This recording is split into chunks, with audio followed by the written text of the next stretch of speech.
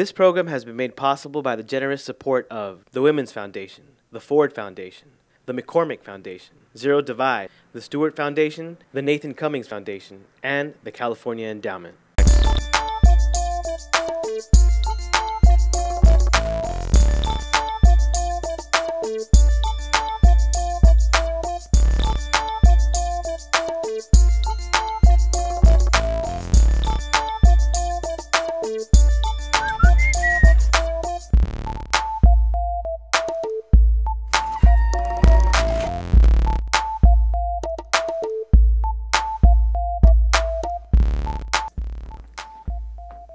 Hello, yotv, how are you? How are you? How are you, and you? This is Youth Outlook Television. We're stationed in the Bay Area, California, but we bring you stories from everywhere about everything. What's the common thread? Young people. It's about what's relevant, what's happening, what is affecting the youth in the world today. Our episode today is about violence. It's about how violence is affecting the communities, the lives, and the well-being of young people everywhere. Our first story is a young man who survived being shot. We always hear about the young people that are killed by violence in the streets, but rarely do we get to ask people what it's been like to survive that and then to move on from that. So this young man's going to share his experience. We talked to doctors, and they're really going to try to give you what it might be like if you're surviving a wound from a gunshot. So that's up next on yotv. When you see that you still have a bullet and you get shot and you're still alive, you're still talking, breathing, all you have are like a bunch of battle scars and like things that shouldn't ever work again, they're kind of working. You just, start thanking God, In the last couple of years, we've had a steady increase in number of trauma victims from gunshot wounds. So a couple of years ago, we had 110 people who were shot in 1 year. This is not the people who died, these are just people who got shot. That number last year was 175. One day, I was on Sunday 2 weeks ago, and I'm walking around in the ED, and somebody walks up, and there's two 17-year-olds who got shot. The other day, the kid we operated on, he was 17. This morning, I saw a 15-year-old kid right in the clinic. There's a 14-year-old kid I took care of. He was shot. He was in the hospital for a couple months. I mean, there's more and more. I'm seeing much more of that than I had seen before. Lucky few, because not too many people get hit like I do and come back to life. Like, it came through here. You see how it gets bigger right there? That's where it came in. This is surgery. These guys ran up to the car and grabbed bats and started breaking our windows. It came out down here, I think.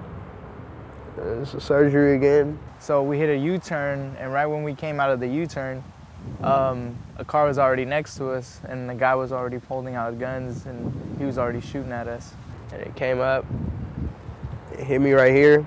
I think it's the bottom one. No, wait, the top one that it hit. And all of a sudden, I see my hand just fall to my knee, and like after it fell to my knee, I just like couldn't breathe anymore. And then right here, they have to go through surgery, open me up. And got 2 scars right there. I could taste the blood in my throat. I got scars right here from surgery. I couldn't feel my left arm. Like, I was just hurting all bad. Like, my side was hurting, but nothing hurt more than just like, not being able to breathe, because then once you can't breathe, you can't feel anything else, So to have life, you got to have 2 things. You got to have air going in and out, and you got to have the blood go round and round.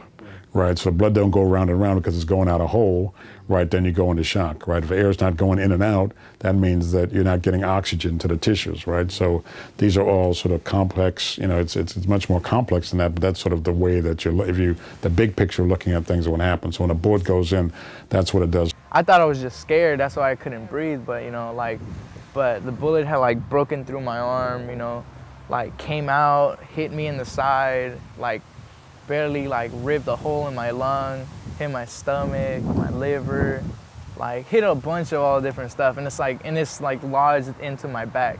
Like you have your spinal cord and your disc, and it's stuck right in the disc. I think 5 centimeters away from like my nerve.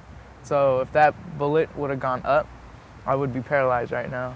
The reality is that we do not routinely go digging bullets out of people. And the reason why is because the more we dig is the more we can hurt. So if the bullet goes through the chest, through the lung, and it lodges right near the spinal cord, right? In order for me to go in there and get the bullet out, I have to crack open their chest. I have to cut the muscles in their chest. I have to dig through their lungs, and I have to go into the back near the spinal cord to take the bullet out. Now, during all that stuff, it's a big operation, right? And I have to pull the bullet out near where the bone is at, right? And what happens is you hurt people more by doing that. We essentially deal with the things that will kill the person first, and we try to abbreviate everything up front. And we're not running around and we're not going to fix every little thing. We just fix the big things that's life-threatening, then we pack them, then we bring them back to the operating room numerous times until we got things under control. The doctor just told me, he's like, all right, it broke your arm, and it just like ripped through everything, and it's still in you, we can't take it out. What did you think about when he told you that? I was tripped out. I was like, for real? I was like, I don't believe you. And then I looked at my stomach and I was like, all right, maybe I do. Then there's the mental problems, and a lot of them will have post-traumatic stress. So what does that mean? That means that they will relive over and over again what happened. I ain't walking on that block. I'd say, I mean, I'd be tripping out when I'd be taking a bus by there. I won't trip out as hard, but I'll just be kind of, you know, it'll be in the back of my head, you know, like, oh, this is what happened. But, you know, I'll try to, like, listen to music or something, you know, like, just to keep my mind off of it. But, you know, when I'll pass by it on different streets, you know, like, I'll pass by it and I'll see it and I'll be like, it'll kind of anger me, but it'll kind of, like, you know, kind of just like, whatever, you know. You know, there's obviously innocent people get killed, and most people are young, decent folks who are not looking for trouble. But there are folks who are, you know, in gang life, and the gang life, there's a code. You break the code, you get punished. The way I think now is know what you're going to use it for and know how that's going to impact somebody else before you end up using it. Or don't just go trigger happy on everybody you see. I mean, just figure out what it's going to think about it at first, and that'll probably really just stop you from using it. Like, think about how that's going to ruin you, probably kill that person, ruin their family's lives, ruin all their friends' lives. And then, like, just think about what could he have been. So a lot of the violence in the streets, in my personal opinion, is senseless. It can be avoided if people knew how to express their anger and frustration in a productive way. This young man, for instance, is a wrestler. He's a cage fighter. He talks about how his heritage and family has shaped him into the person he's become, and how he's found that wrestling is his passion. And so maybe that's a good idea for you if you feel like you have some anger you need to express through physical combat. That's up next on yotv. You know, I've been involved in wrestling pretty much half of my life. So I've already been involved in combat sports. So wrestling has been a huge part of my life. With wrestling, a lot of guys have transitioned into MMA. And when I got done wrestling and training for the Olympics, I, you know, basically was a coach, and I met Uriah Faber. And Uriah was basically the one that kind of just was kind of like the catalyst. You know, he was in my ear saying, "Munoz, you need to do it. Munoz, you need to do it." You know, and I was like, man, I got too much on my plate. I'm getting my master's. You know, I got a family. I'm coaching. I'm teaching. You know, something else on my plate I don't know if I can handle. Actually, you know, I'm just, you know, right now I'm just kind of just learning as much as I can, you know, and there's actually no one I can pinpoint. You know, obviously I'm shooting for the top. I want to be a world champion, and I'm training to be a world champion. You know, I think I was groomed to kind of flip the switch when you go into competition, you know. In wrestling, you know, off the mat, I'm the nicest guy you can ever see. But when I'm on the mat, you kind of don't want to be on the mat anymore. You know, it's kind of like in fighting. I kind of translate my fighting style the same way. You're gonna know when you step in the cage, you're in for it, you know. And so there's a switch that needs to be turned, you know, and you actually respect everybody, but you don't fear anybody. And you know, and every fight is actually the fight of your life. So Muay Thai, there's boxing as well, there's wrestling, and then there's jiu-jitsu. So those are the four major disciplines. Wrestling, as opposed to jiu-jitsu, it actually translated really well. But then wrestling into boxing and Muay Thai, not so much. Obviously I'm a wrestler. You know, I'm looking to take him down and throw him and spin him in the air, and you know, just grab him. You know, and set it. You know, I'm actually getting good on my feet as well. You know, and I'm looking to, you know, set up my striking into my takedowns, and I want to make it exciting. You know, so my wrestling is actually gonna help me do that, because I can actually get in good position, which is a double leg, pick them up, or clinch them, throw them, you know, stay in good position, jump in the air and punch, you know. So that's what I like to do, you know, just make it exciting. Well, after my last fight, it was so exciting. You know, I actually got a knockout in the first round, and to tell you the truth, man, I didn't know how to act. You know, I was just jumping up and down with joy. And then after the fight, the next day I was back in the gym, you know, and working on my stand-up, you know, because I feel that the fight, you know, matches, competition reveals a lot of your weaknesses. And if you don't go and address those weaknesses and work on them, you'll never improve. You won't ever step up that ladder. Right now, I'm with the WEC. I signed a contract with those guys, and I'm going to finish out my contract with them. So, you know, whatever happens with that contract, I'm ready to. If it's UFC, I'll go UFC. I was actually born in Japan. My dad was was in the military, and you know, I'm a military child. So was my sister, and you know, we pretty much. You know, I was born in Japan, and so my dad moved out to Vallejo when he retired from the Navy, and we lived there ever since. So I lived in Vallejo, and in Vallejo, it's very, very diverse. You know, I come from a Filipino American background, and we ate rice 3 times a day. What do you have for lunch today? I'm eating rice. Where is it? Kanin. It's right underneath the table. Sinigang. Can you show it? Yeah. Sinigang is the bomb. You know, so I love it. Nilaga, adobo. Oh man, I eat all that stuff. Dinuguan, you know, way before fight. My parents spoke Tagalog in the house, but at the same time spoke English to us. So they would speak Tagalog to us, but at the same time, we would speak English back to them. So my sister and I understand Tagalog so much, we could speak it a little bit, you know, but it's Taglish, you know. So, but I'm learning now. I'm learning Tagalog more now, and by next, I think in 4 months, I'll be able to hold my own, you know, in Tagalog. So, I'm texting as much as I can in Tagalog. I tell my parents to speak to me in Tagalog so I could speak back to them in Tagalog, you know. So. You know, and I want to go to the Philippines and learn Tagalog as well. So my heritage is actually a huge, huge part of who I am. So our next story is going to take us out of the Bay Area, out of San Francisco, out of Oakland, and to Chicago, where things are different, but you'll find a lot of similarities. There's violence. This is a city where in a 4-month span, 23 teens were killed due to violence, senseless violence. And this is about, it's upbeat. It's about what some young men are doing and how they're staying out of the violence in the streets, how they're being productive through what they call footwork, which is a popular dance style in Chicago. And these are some really inspiring youngsters. So check that out on yotv. Chicago has been a fairly violent city for a number of years.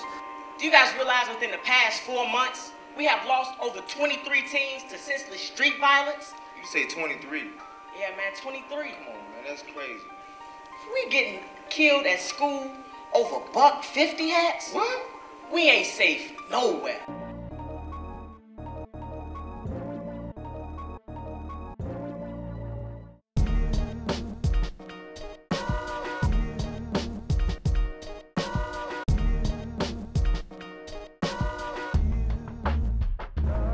Frequently watch the news, and it's always somebody dying out here, and it's ridiculous. And you know, just to know that they're in high school, meaning like they ain't even got their whole life. They got a whole life ahead of them, and they can't, you know, even fulfill that because they're getting killed in high school for some stupid. And even though the numbers of actual homicides have gone down over the past 3 years, the issues of violence towards young people is still pertinent, and from my perspective needs much more attention placed on it, because violence in a larger context the media tends to look at the end result of what happens and doesn't spend a lot of time as it relates to prevention and trying to help young people deal with some of the issues that then lead to violent acts. Sometimes I feel safe, but like, cause Skinner relocated like around Cabrini Green, so like I know that there's lots of like gang violence and like the police are there every day. So like sometimes I'm a little shaky, but I've never came in contact with it. I just heard about it. That's kind of close. It's sad, and it makes me scared because you never know what can happen. When I hear about it, it kind of makes me like feel a little bit afraid, and like maybe I don't want to go to school that day because it's like I don't want to be in danger. People look at kids when they have baggy pants or whatever, but if you go up and talk to them and ask them what they do, they probably tell you that they footwork or they probably tell you that they dance. You know, it's kind of hard to try to change people's ways a little bit, but that's because these kids is misunderstood. A lot of people don't listen to them. But dancing is exactly how they take their frustration out. Dancing is my passion, and dancing keeps me out these streets. Dancing keeps me away from all the violence that's going around. You know what I'm saying? I'm expressing myself through dance, through a certain type of movement, not through a gun or a bullet. I feel like if a lot of people do more as far as with dancing events, dance downs, or dance classes, or what have you, anything with dancing, I think that a lot of violence will stop.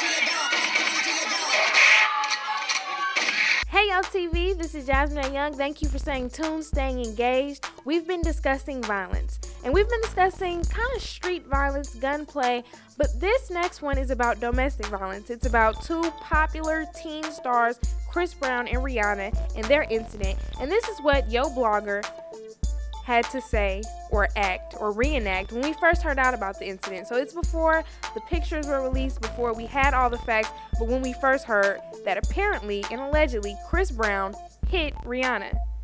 And we weren't down with that. And this is what we had to say. So for y'all who don't know what happened, you probably heard about it in the news. Supposedly Chris Brown beat down Rihanna prior to the Grammy show last weekend, was it? Last weekend. And Yo Blogger decided to do a little what we think probably happened. So I'm going to send it over to our Rihanna and Chris Brown actors. Hey Chris, I noticed it's raining outside. Do you want to use my umbrella when we get out to walk out to the Grammys? Yeah, whatever. I wonder if P. Diddy's gonna be there. I don't know, Chris. I think we had a good run, but I don't know if you're gonna win for the song Forever. It's a good song, but you know. What you trying to say? That song was hella good. I know. I mean, I think you're really talented and you definitely dance. Who you think gonna win? Neo? Neo ain't gonna win. All I'm saying is I think that Neo may have a better chance of winning than you. No, I don't think that's right. That's like, I mean, come on now. Neo, come on now. I'm a way better dancer than Neo is. What you trying to say, girl?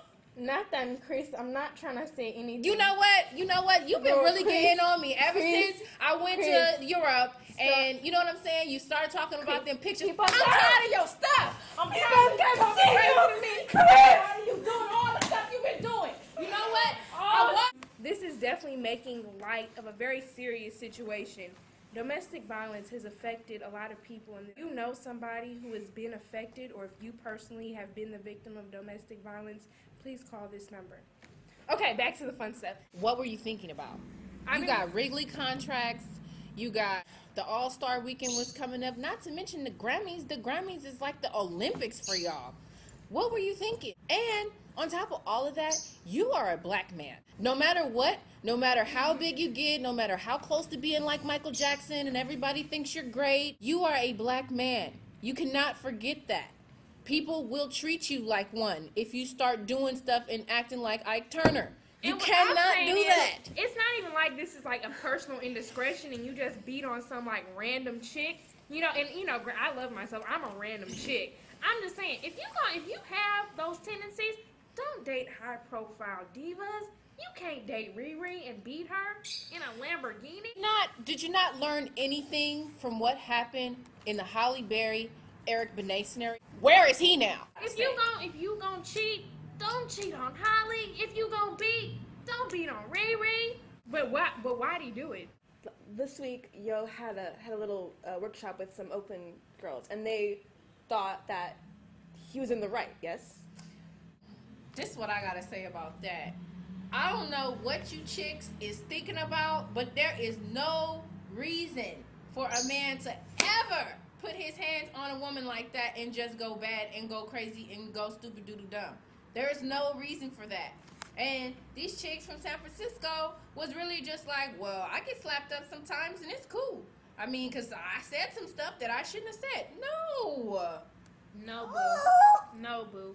You need to get out that relationship. That's never supposed to happen. But why do you think they think that? Like, honestly, I think that black women are so, I mean, and I may be alone with my saying this, but I feel like black women are so devalued in our culture that it doesn't even matter if we get beat up. Like, people are going to take the other person's side. Like, if it's a black man, because black men are like, you know, in the media, they're always getting torn down. We have this thing in the black community where we feel like we're not going to tear down our black men, so we're just going to still hold them up regardless. And if it means throwing the black woman under the bus, then it's going to happen.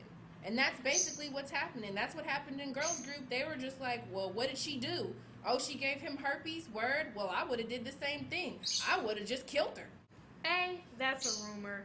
If she gave him her, like, there were some pictures of her with a mysterious cold sore like a month ago. He would have been beat. He would have beat her on site, and it didn't take a month for him to be like, oh my God, you have herpes, I'm gonna beat you. You're a high class celebrity. If this woman had herpes, it would be, you know, like, first of all, that's a rumor. It's a speculative rumor. Second of all, it's just no excuse.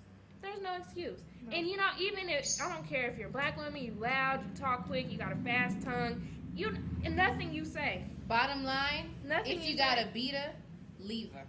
You don't need her. That's it.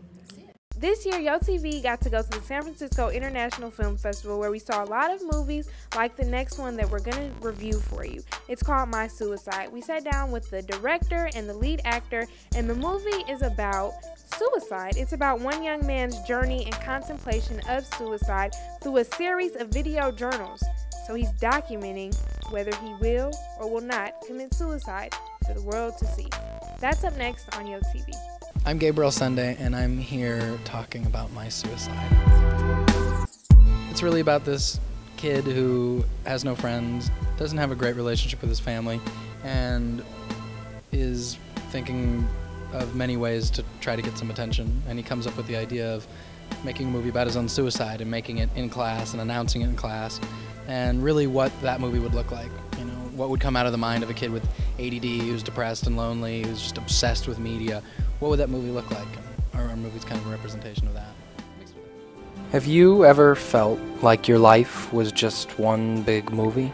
Well, see, mine is. The film came out of a youth group called Regenerate. So it started like within a nonprofit that was dedicated to empowering youth to make media for their peers on important issues, one of which is suicide, because it's the second leading killer of kids. So my son and I, Jordan, conceived of the movie. My name is Archie. Archibald Holden. Buster Williams. We consider Archie to be like a modern-day Howard Beale from the movie Network. You know, really ranting about the ills of the world and pissed off, but right. Yeah, but he's right. You know?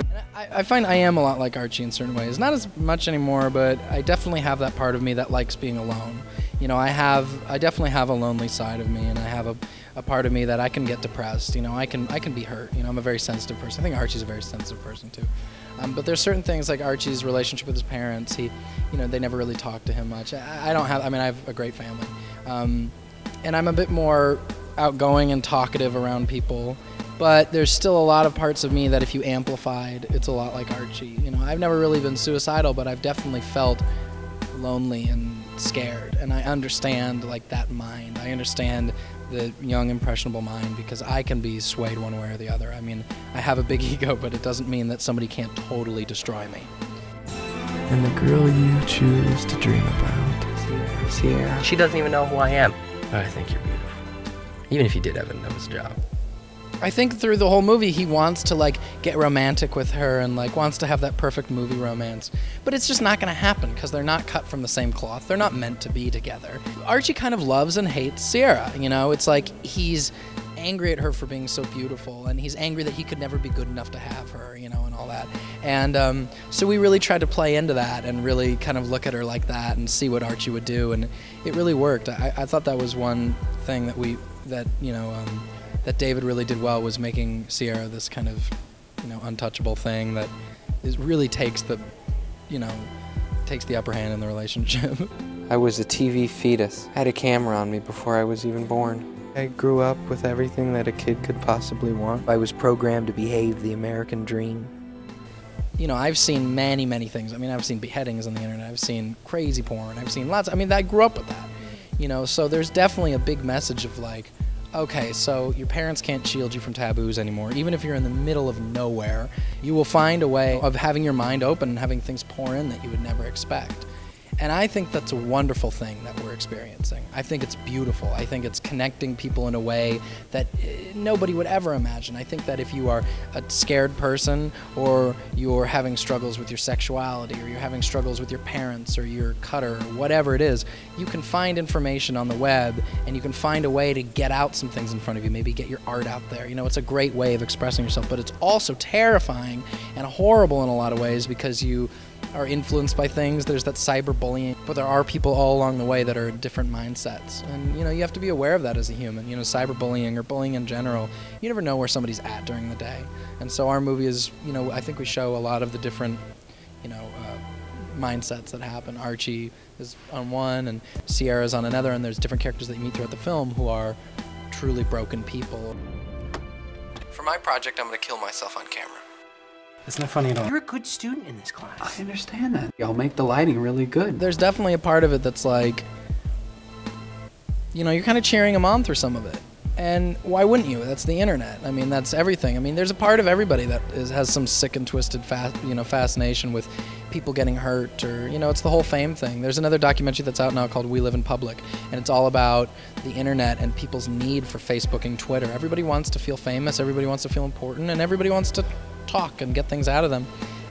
We don't try to talk down at anybody. There are definitely some messages in our film that is just like flat out, if you want to kill yourself, here's the answer, you know. And we do give them a flat out answer during some of it. And I guess you could interpret it as, you know, some people would think of it as beating it over the head, but I never feel like we talk down to young people, you know. And we wanted to carry that message very heavily, and I think we do a good job of that.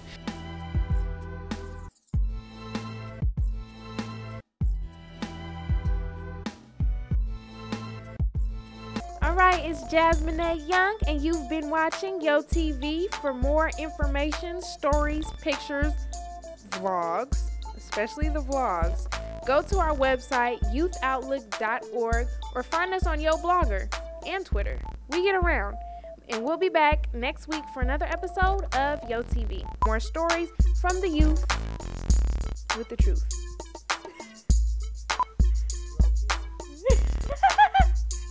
I work for YoTV, the youth.